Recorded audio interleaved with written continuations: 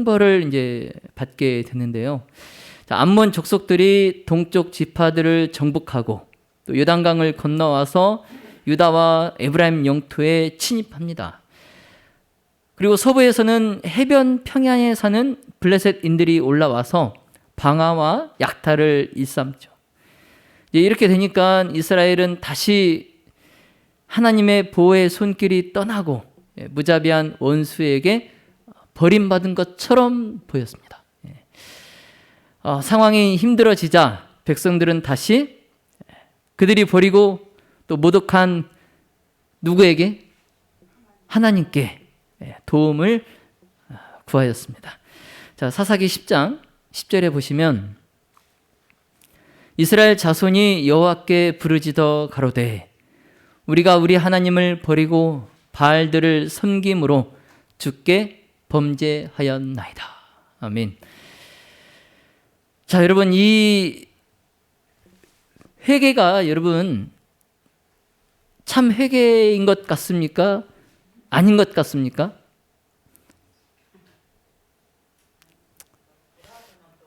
글로만 봐서는 모르시겠죠. 여러분, 이 이스라엘 백성들의 이 회개는 슬픔이었지 참 회개는 아니었어요. 예.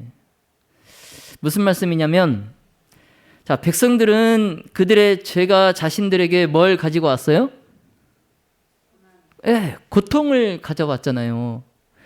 그래서 자신들의 죄가 자기들에게 고통을 가져온 그 까닭에 슬퍼한 것이지, 그들이 율법을 범하여서 하나님께 욕을 돌린 그 까닭에 슬퍼한 것은 아니었습니다. 예. 여러분, 참된 회개란 우리가 잘 아는 대로 죄에 대하여 뭐 하는 거죠? 슬퍼하는 것. 슬퍼하는 것. 그 이상을 의미합니다. 참된 회개.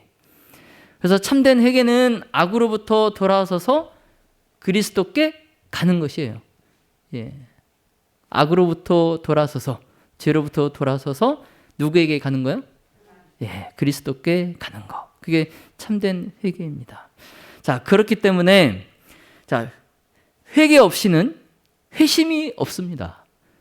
예. 자, 한번 따라해 보실까요? 회개 없이는 회심이 없다. 예. 자, 우리가 그리스도를 믿는 신앙은 있습니다. 그렇죠? 예? 지금 여기 계신 분들 중에 그리스도를 믿지 않는 분 계신가요? 다 그리스도를 믿는 신앙은 있죠? 그런데 우리 중에 회개가 없다면 뭐가 없어요? 회심이 없어요. 회심. 자, 이걸 잘 생각하면서 들어보시기 바랍니다. 자, 이스라엘이 지금 다람쥐 쳇바퀴 들듯이 지금 뭐 하고 있어요? 하나님을 떠나고 우상을 섬기다가 또 하나님께서 그들에게 고난을 허락하시면 또 그들이 괴로워서 자신들의 죄를 자복하고 회개하고, 그래서 하나님께서 그들의 기도를 들으시고 그들을 구원하시면 또 어떻게 해요? 다시. 예, 계속 이게 반복이잖아요. 이게 왜 그러냐면 진정한 뭐가 없기 때문에, 회심이 없기 때문에. 그럼 그 전에 뭐가 없어서? 예, 회심이 있기 그 전에 회개가 없어서. 그러니까 그들이 고통을 당할 때에 하나님께 회개했던 것은 뭐예요? 슬픔이에요. 자신들이 지은 그 죄로 인해서 자기들에게 가져온 그 고통 때문에 슬퍼했던 거지, 그들이 뭐 하나님의 율법을 범했다고 해서 슬퍼한 것은 아니었어요. 그러니까 진정한 회개가 없으니까 진정한 회심이 없는 거예요. 그러니까 다시 죄로 돌아가는 겁니다. 다시 죄로 돌아가는 거예요. 내가 지금 내 신앙 상태가 마치 이스라엘 백성들처럼 그렇게 계속 회개 기도했는데 또 다시 똑같은 죄를 짓고, 다시 또 내가 괴로워서 또 기도하고, 그런데 또 똑같은 죄를 짓고, 내가 그러고 있다면 내가 참다운 회개, 참된 회개를 하지 않았기 때문에 나에게 회심이 없어서 그런 겁니다. 예. 그러면 그런 이스라엘 백성들에게 하나님께서 뭐라고 말씀하시는지 여러분 보세요. 여기 사사기 10장 11절로 14절에 내가 애굽 사람과 아모리 사람과 암몬 자손과 블레셋 사람에게서 너희를 구원하지 아니하였느냐? 또 시돈 사람과 아말렉 사람과 마온 사람이 너희를 압제할 때에 너희가 내게 부르짖음으로 내가 너희를 그들의 손에서 구원하였거늘 너희가 나를 버리고 다른 신들을 섬기니 그러므로 내가 다시는 너희를 뭐 하지 아니하리라? 구원치 아니하리라. 가서 너희가 택한 신들에게 부르짖어서 너희 환난 때 그들로 너희를 구원하게 하라. 이게 지금 하나님의 말씀이에요. 그동안 하나님의 자비를 거절하고 은혜를 멸시했던 그 이스라엘 백성들이 하나님의 이 정말 그 언중유골이라고 하죠. 예. 뼈에 박히는 이러한 엄숙하고도 무서운 말씀을 그들이 듣고 나니까 이제 그들이 어떻게 해요? 하나님 앞에 진정으로 겸비해집니다. 네. 그래서 사사기 10장 16절에 자기 가운데서 이방 신들을 제하여 버리고 여호와를 섬기매 여호와께서 이스라엘의 곤고를 인하여 마음에 근심하시니라. 아멘. 이제 하나님의 그 엄숙하고도 무서운 그러한 말씀을 듣고 이스라엘이 이제 진정으로 하나님 앞에 회개를 하니까 그러니까 하나님께서 또 그들을 측은히 여기시는 거예요. 예. 특히 이제 여기서 이 노란색 글씨 이스라엘의 곤고를 인하여 뭐 하시니라? 근심하시니라. 예. 이 구절은 하나님을 아버지로서 가장 잘 나타낸 구절 중에 하나입니다. 예. 정말 이 짧은 구절 속에 하나님께서 당신의 사랑하는 백성들을 향하여 얼마나 오래 참으시는지, 그 자비가 얼마나 한이 없으시는지를 잘 나타내고 있어요. 예. 자, 근심하시니라. 자, 이 말은 문자적으로는 마음이 쪼그라지다 그 뜻이에요. 마음이 쪼그라지다. 근데 이걸 오늘날의 말로 표현을 하자면 마음을 졸이니라 그 뜻입니다. 마음을 졸이니라. 그러니까 한마디로 하나님이 이스라엘의 고통을 보시고 더 이상 뭐 하지 못했다는 거예요. 참지 못했다는 거예요. 예. 그게 부모의 마음이죠. 예. 그래서 하나님께서 다시 애정어린 그 아버지처럼 그 백성들의 간청을 들으셨어요. 예. 그래서 그들의 기도를 들으시고 다시 한번 그들을 위하여 일하기 시작하십니다. 그래서 하나님께서 이번엔 누구를 세우십니까? 길르앗 사람인 사사 입다를 세우셔요. 입다. 자, 그를 구원자로 등장시키시는데 먼저 입다에 대해서 간단하게 소개를 드리자면 자, 입다는 이스라엘의 사사가 되어서 길르앗 땅을 침범한 암몬 족속을 쳐서 이기고 이스라엘을 구원한 사람입니다. 그리고 이제 그는 그의 외동딸을 번제로 바쳐야 하는 상황에서도 서원을 번복하지 않고 그 서원을 이행한 사람이에요. 그리고 또 이제 부당하게 시비를 걸어왔던 이 에브라임 사람들을 쳐서 응징하고 도망가는 그 패잔병까지 색출해 내어서 나중에 후환을 없애는 아주 큰 용사였습니다. 성경에 기록된 대로 큰 용사였어요. 자, 그렇지만 이제 입다는 잘못된 서원이라도 반드시 갚아야 하는 것인지, 그리고 사람을 번제로 바쳐도 되는 것인지, 그리고 잘못이 있으면 같은 동족이라도 그렇게 철저하게 색출해서 죽여야 하는 것인지, 또 성경은 왜 입다에 대한 평가를 유보하고 있는가? 이런 등등의 많은 것을 고민하게 하고 생각하게 하는 인물이 또 입다입니다. 예. 많은 것을 생각하게 하는 인물이 입다예요, 입다. 그리고 이제 또 입다는 위험한 지도자에 대해 깨우쳐 주는 인물이기도 합니다. 예. 위험한 지도자에 대한 깨우쳐 주는 인물이 또 입다예요. 자, 그래서 먼저 이제 입다의 출생 배경을 살펴보자면, 그는 아버지 길르앗이 누구에게서 낳은 아들이에요? 예, 후처도 아니고 그냥 기생, 기생에게서 낳은 아들이에요. 자, 그래서 이제 본처의 아들들이 아버지 유산을 그에게 상속해 줄까요? 안 줄까요? 아버지 유산을 상속받지 못하게 쫓아내버려요. 그래서 집에서 그 형제들에게 쫓겨난 이 입다가 돕 땅으로 갑니다. 돕 땅으로 가서 그곳에서 누구랑 같이 지내냐면, 뭐라고 나와요, 성경에? 잡류. 건달들하고 같이 지내요. 참 기구하죠, 그 인생이. 그런데 이제 얼마 후에 암몬 자손이 이제 이스라엘을 쳐들어옵니다. 그러자 이제 길르앗 장로들, 아마도 입다의 배다른 형제들이었을 것 같아요. 그 길르앗 장로들이 바로 이제 입다를 데리러 그 돕 땅으로 와요. 입다가 지내고 있는 그 돕 땅으로 와요. 그래서 성경에 이제 길르앗 사람, 큰 용사 입다 이렇게 기록하고 있듯이, 이제 전쟁의 전운이 감돌자 즉시 입다를 초빙하려는 것을 보면 입다가 참 출중한 큰 용사였다는 것을 우리가 알 수 있습니다.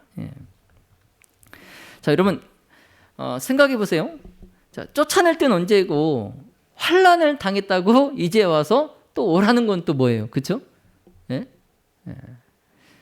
뭐 또 모르죠. 꼴 보기 싫은데 싸우다가 죽기를 바랐을 수도 있겠죠. 그렇죠? 그래서 그 형제들의 그런 야비한 마음을 이 입다가 잘 알고 있기 때문에 그 쫓겨났을 때 받았던 그 배신의 상처 때문에 거절을 합니다. 그들의 요청을 거절을 해요. 그런데 이제 길르앗 모든 주민의 머리가 되라, 이란 그 장로들의 설득에 그가 결국엔 응해서 이제 장관이 됩니다. 장관이 돼요. 이제 장관이 되어서 있다가 암몬 왕에게 이제 사신을 보냅니다. 바로 전쟁을 하는 것이 아니라 사신을 보내서 너희가 이스라엘을 치려고 하는 이유가 뭐냐 물어봐요. 그래서 뭐 이제 우리는 우리 땅을 찾기 위함이다, 이제 이렇게 또 답장이 오고. 그래서 이제 그 자기 땅을 찾으려고 한다는 그 암몬 왕의 그 주장이 부당하다는 것을 또 성경의 기록을 근거로 명쾌하게 그 잘못을 지적을 해요, 입다가. 그러니까 굉장히 성경에 대해서도 많이 알았던 인물인 것 같아요. 근데도 이제 암몬 왕이 물러서지 않기 때문에 부득이 이제 뭐 할 수밖에 없어요? 전쟁을 할 수밖에 없는 거예요. 이제 전쟁을 이제 어쩔 수 없이 하게 되자 이제 출전하는 이 입다가 길르앗 미스베에서 적진으로 이제 가는 도중에 하나님께 그 유명한 서원을 합니다. 자, 사사기 11장 30절 31절에 주께서 과연 암몬 자손을 내게 붙이시면 내가 암몬 자손에게서 평안히 돌아올 때에 누구든지 내 집 문에서 나와서 나를 영접하는 그는 여호와께 돌릴 것이니 내가 그를 뭘로 드리겠나이다? 번제로 드리겠나이다. 그럼 번제가 뭔지 아시죠? 번제 어떻게 드리는 거예요? 제물을 불로 어떻게 드리는 거예요? 그게 번제예요. 불로 태워서 드리는 게 번제예요. 근데 내가 승리하고 돌아올 때에 내 집에서 가장 먼저 나를 맞이하러 나오는 사람, 그게 누가 됐든지 간에 하나님께 뭘로 드리겠다고? 번제로 드리겠다. 근데 여기서 이제 우리는 입다의 성급한 서원과 인신 번제라는 굉장히 해석이 어려운 문제를 만나게 됩니다. 예. 입다의 성급한 서원에 관한 기록은 성경에 그 내용이 너무 간략하게 무슨 일이 있었는지 명확하게 기록되지 않아서 결론을 내리기가 굉장히 어려운 성경 구절 중에 하나예요. 예, 성경에 난해 구절이 여럿이 있는데 그 중에 이게 하나예요. 아직도 명쾌하게 해석이 안 되는 성경 난해절입니다. 예. 인신번제, 그게 이제 문제죠. 인신번제. 하나님께서 과연 인간을, 특히 자기의 딸을 불로 태워서 드리는 그 번제를 받으시는 분인가? 이게 이제 문제인 거죠. 우선 입다의 인신번제 서원을 두 가지로 해석을 하고 있습니다. 두 가지로. 학자들이 두 가지로 해석을 하고 있어요. 자, 먼저 첫 번째 이제 설명으로는 입다가 글자 그대로 실제로 자기의 딸을 번제로 드렸다는 거예요. 예. 자, 그러나 이게 만약 사실이라면 하나님이 입다의 그 서원 때문에 그에게 승리를 주었다는 것이 되기 때문에 이 해석은 받아들이기가 힘듭니다. 그렇죠? 자, 한편 또 사람이 하나님께 서원을 했으면 그는 그 서원한 바를 반드시 뭐 해야 돼요? 지켜야 돼요. 무엇이 됐든 간에 사람이 하나님께 서원을 했으면 그 서원한 것은 반드시 지켜야 됩니다. 그래서 입다가 자기의 딸을 번제로 드렸다는 거죠. 예.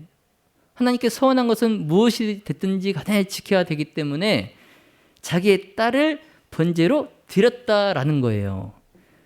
자, 그렇다면 하나님은 이 인신 번제를 받으시는 분인가? 이러한 것 때문에 이 해석 또한 받아들이기가 힘듭니다. 그렇죠? 네. 일반적으로 이스라엘 백성들은 불확실한 미래에 대해서 하나님의 도우심을 간절히 사모할 때에 하나님께 서원을 했습니다. 네, 서원을 했어요.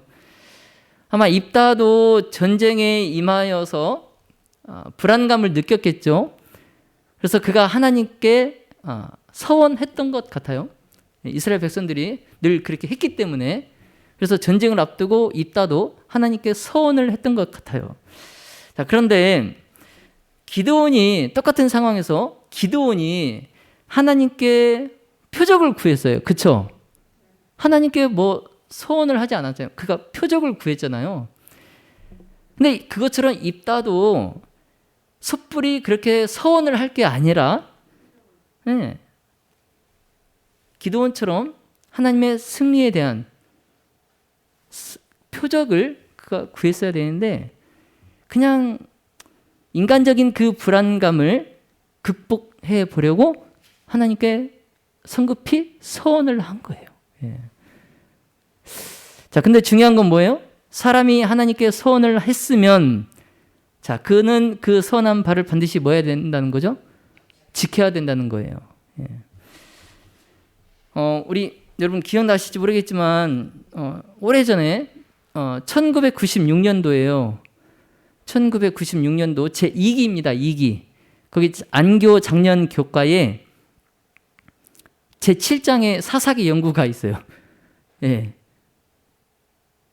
그때 이제 그 제7장 사사기 연구에서 입다의 문제점을 이렇게 이제 안교 교과에서 이렇게 말하고 있어요. 자, 그대로 읽어볼게요. 하나님의 도우심의 보증에 대해 입다는 기드온처럼 징조를 표적을 구하는 대신에 그는 하나님께서 그에게 승리를 주시면 집으로 돌아올 때 자기를 맞이하는 자는 누구든지 또는 무엇이든지 번제로 드리겠노라고 맹세하였다. 이게 문제였다. 이렇게 돼 있어요. 이게 문제였다. 계속해서 이제 뭐라고 설명이 되어 있냐면 교과책에 하나님께서는 입다에게 승리를 주심으로써 그가 내건 조건을 충족시켰습니다. 예. 그럼 이제 뭐가 남았어요? 하나님의 약속을 일단 지켰어요. 그에게 승리를 하셨어요. 그럼 이제 뭐가 남았어요? 이제 누가 약속을 지킬 차례예요? 입다가 약속을 지킬 차례예요. 그렇죠? 여러분, 입다가 집으로 돌아가는 길 동안에 승리하고 전쟁에서 승리하고 그의 집으로 돌아가는 길 동안에 얼마나 많은 생각을 했을까요? 여러분, 생각해 보세요. 만약 내 아내나 내 딸이 먼저 나오면 어떡하지? 이런 생각? 아니면 뭐 당연히 그 멀리서도 내 말소리, 내 말발굽 소리를 알아듣는 집에서 키우는 내 개가 제일 먼저 나오겠지. 그럼 그 개를 번제로 드려야겠다. 뭐 이런 고민을 하면서 오지 않았을까요? 근데 이제 당혹스럽게도 입다가 집으로 돌아올 때에 그를 제일 먼저 맞이한 사람이 누구였어요? 그가 키우던 개가 아니고 그의 유일한 자식, 무남 동녀인 외동딸이 제일 먼저 나왔어요. 네. 일어나지 않아야 된 그의 경우의 수에서도 그가 놓고 싶지 않았던 그 경우가 지금 이루어진 거예요. 예, 그가 가장 눈에 넣어도 아프지 않은 가장 사랑하는 자기의 딸이 제일 먼저 나온 거예요. 입다는 이제 그 선한 대로 딸에게 행했습니다. 예. 그래서 아마도 혐오감에서이겠지만 이 점에 대해서 성경은 침묵하고 있어요. 예. 그 뒤로 입다가 어떻게 해서 딸을 목숨을 해해서 뭐 어떻게 어떤 방식으로 하나님께 번제를 이런 기록이 아예 없어요. 그냥 그가 서원한 대로 딸에게 행하였다. 이게 그냥 성경의 기록의 끝이에요. 그 뒤에 뭐 없어요. 부연 설명이 없어요. 성경은 무엇이 어떻게 일어났는지 직접 진술을 기피합니다. 예. 근데 일단 성경의 기록은 그는 딸을 번제로 드렸다는 거예요. 31절에. 이게 이제 안교 작년 교과의 내용입니다. 자, 이제 입다의 인신 번제 서원에 대한 해석 중에 두 번째 해석. 자, 이 두 번째는 입다가 자신의 딸을 번제로 드리지 않고 독신으로 살도록 나시린으로 바쳤다는 해석이에요.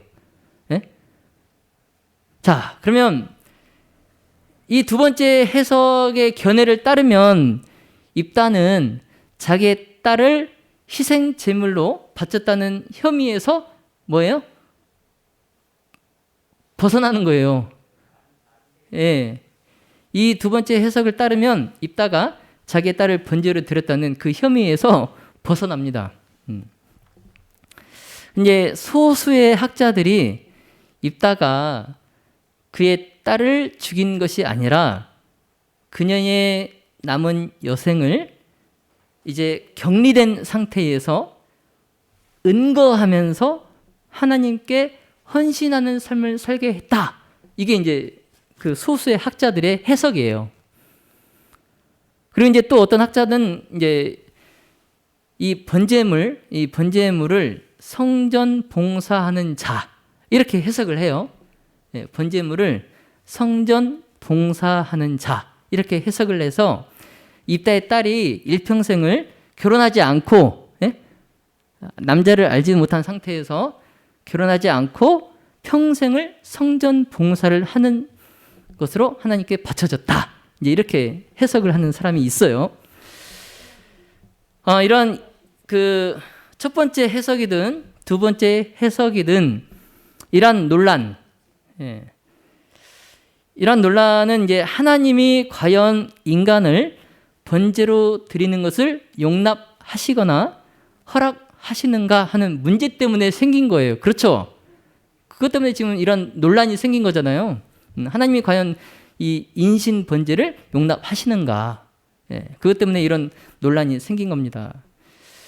근데 성경은 하나님께서 이스라엘 백성이 암몬인들의 행습을 따라서 몰렉이라는 이 우상에게 어린아이를 제물로 바치는 것을 여러 번 경계하거나 질책했음을 기록하고 있어요.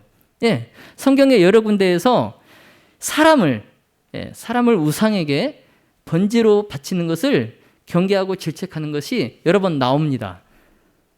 그래서 입다가 자기의 딸을 번제가 아닌 나실인으로 하나님께 드렸다는 것에 대한 답을 얻기 위해서는 이 성경의 그 구절을 히브리 문법적으로 한번 볼 필요도 있어요.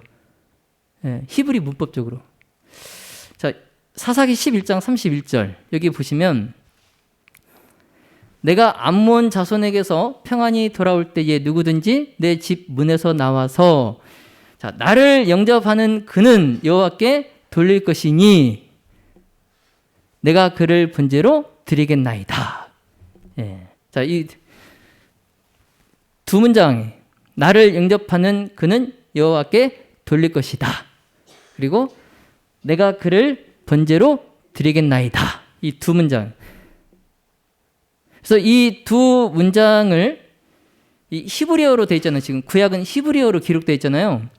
자, 이 두 문장이 뭘로 연결되어 있냐면 히브리어의 접속사 와우, 예, 와우 이 접속사로 연결되어 있어요. 두 문장이 뭐뭐 했다 그리고 뭐뭐 했다. 그 두 문장을 이어주는 접속사 있잖아요. 근데 와우라는 히브리어 와우라는 접속사로 연결되어 있어요. 근데 자, 이 히브리어 와우는 우리말로 무슨 뜻이냐면 그리고 뭐 또는 그러나 뭐 이런 의미를 갖고 있어요. 예? 그리고 또는 그러나 이런 의미를 가지고 있는 단어입니다. 그래서 이 입다의 서원에서 이 와우가 그리고로 쓰였는지 또는으로 쓰였는지 아니면 그러나로 쓰였는지 보는 사람마다 문맥이 달라질 수 있어요. 그렇죠? 예. 어떤 사람은 그리고로 연결을 시켜버리면 어떻게 해요? 번제를 드린 거예요. 근데 보는 사람마다 이제 달라질 수 있어요. 뜻이. 그래서 이 와우 접속사 히브리어 접속사 와우 이 와우를 만약에 또는으로 해석을 한다면 입다의 서원은 이렇게 이제 해석이 됩니다. 나를 영접하는 그를 여호와께 돌리거나 또는 내가 그를 번제로 드리겠나이다. 예, 이렇게 해석이 돼요. 자, 이렇게 볼 경우에 여호와께 돌린다라는 이 말은 굳이 죽여서 제물로 드린다 이 의미가 아니라 여호와를 위하여 한평생 살게 한다 이런 의미로 이해할 수 있어요. 예, 여호와를 위하여 한평생 살게 한다. 자, 그렇게 되면 입다의 서원은 그를 여호와를 위하여 구별해 놓든지 또는 그를 번제로 드리겠나이다 라는 의미가 돼요. 그렇죠? 예. 그러니까 다시 말씀드리면 내가 돌아올 때에 누구든지 내 집 문에서 나와서 나를 영접하는 것이 만일 사람이라면 전적으로 여호와를 섬기는 일에 바치겠으며 또는 그것이 정결한 짐승이라면 그것을 여호와께 번제로 드리겠나이다. 이런 해석이 가능한 거예요. 문법적으로. 예. 그렇죠? 예. 그러니까 이제 제일 먼저 나온 것이 짐승이 아니고 사람이었기 때문에 뭐예요? 전자예요, 후자예요? 전자죠. 여호와를 섬기는 일에 바치겠습니다가 되는 거죠. 자, 따라서 이제 입다가 서원한 대로 그의 외동딸을 하나님께 번제가 아닌 나실인으로 바쳤다라는 겁니다. 예. 자, 그러나 이제 입다가 자기의 딸을 나실인이 아닌 번제로 드린 것에 무게가 더 쏠리는 것은 딸이 나오는 것을 보고 큰 충격을 받고 괴로워하는 입다의 모습 때문에 그래요. 자, 여러분, 한번 생각을 해보세요. 자, 하나님께 나실인으로 바치는 것이 그렇게 막 옷을 찢고 막 괴로워하고 울 일입니까? 그리고 딸은 또 동네 그 처녀들 아가씨들과 함께 2달을 그냥 한적한 곳에 가가지고 2달을 그냥 슬피 울고 돌아올 일이에요? 예. 그래서 그 입다의 이런 그가 외동딸이 나오는 것을 보고 충격을 받아서 괴로워하는 이러한 입다의 이러한 행동들이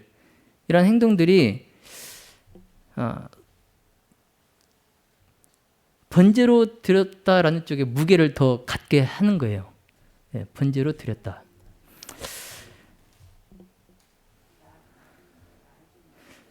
만약에 마중 나온 사람이 그의 집에서 일하고 있는 노예였다고 생각해 보세요.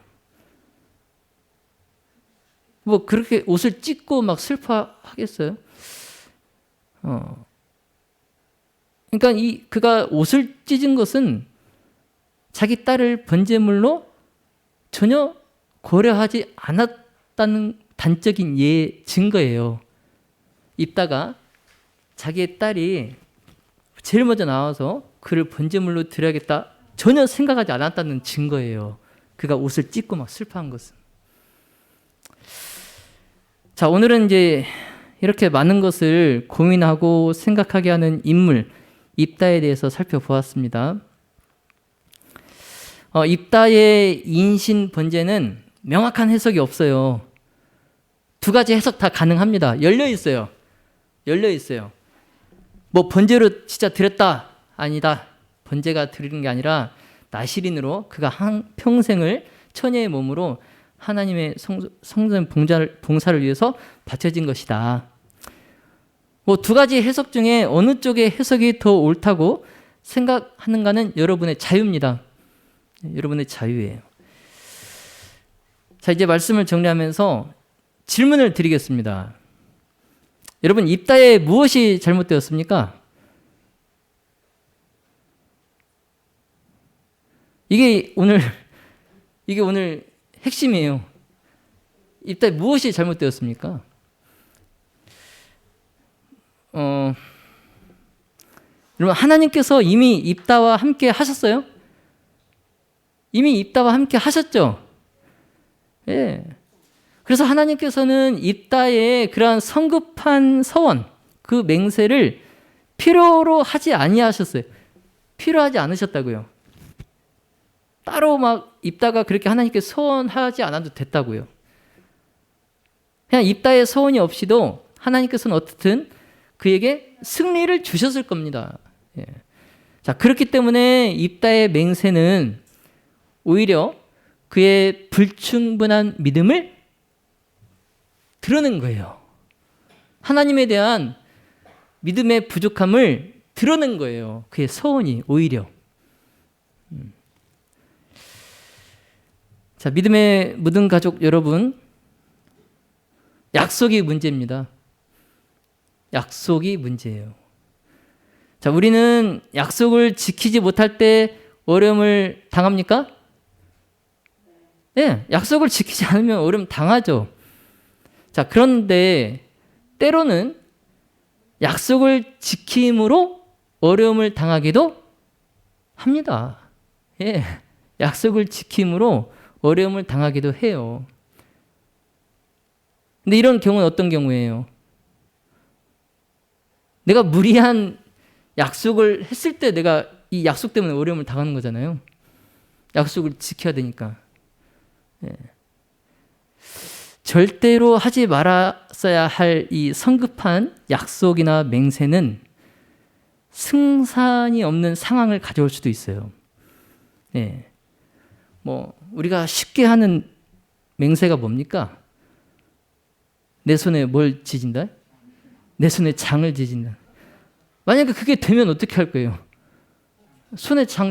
내가 근데 손에 장 지진 사람 한 명도 못 봤어요. 약속을 했으면 지켜야죠. 그래서 약속을 지킴으로써 어려움을 당하는 경우가 그런 경우예요. 이게 입다가 처한 공경이었습니다. 예, 입다가 처한 공경이 이거예요. 이게 문제였어요. 이게 문제였어요. 마태복음 5장 32절에 헛 맹세를 하지 말고 내 맹세한 것을 주께 지키라. 예. 여러분, 입다의 잘못을 교훈 삼아서 섣부른 소원을 하지 말고 모든 일에 신중함으로 하나님께 영광을 돌리시는 우리 모든 가족들이 다 되시기를 예수님의 이름으로 축원하며 말씀을 마치겠습니다.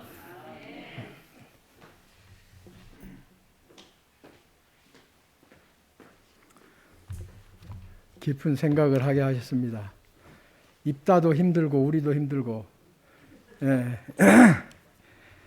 저는 여태까지 신앙하면서 이 입다 이 이야기를 듣고 저 개인